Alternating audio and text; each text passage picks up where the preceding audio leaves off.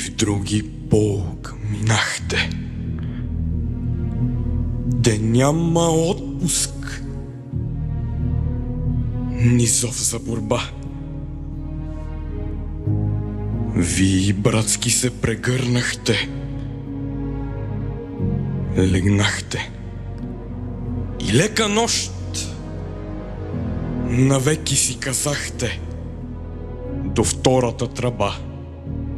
Но що паднахте тук, деца борливи, за трон ли злат, за някой ли кумир?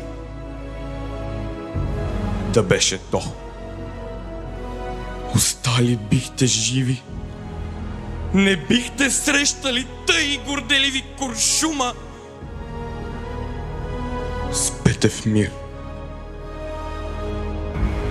Българио, за тебе те умряха.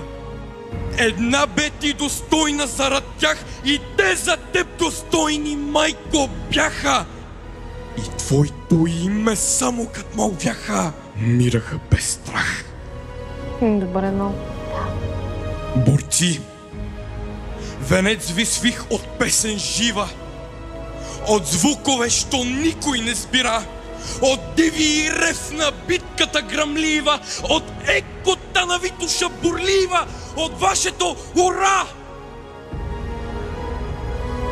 И то звенец, той няма да завене, и тая песен вечно ще гърми из българските планини зелени, и славата ще вечно пей из тене надгробниви хълми.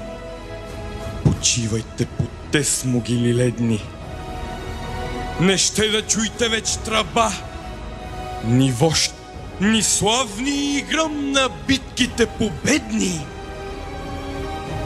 Към вечността е маршът ви последни.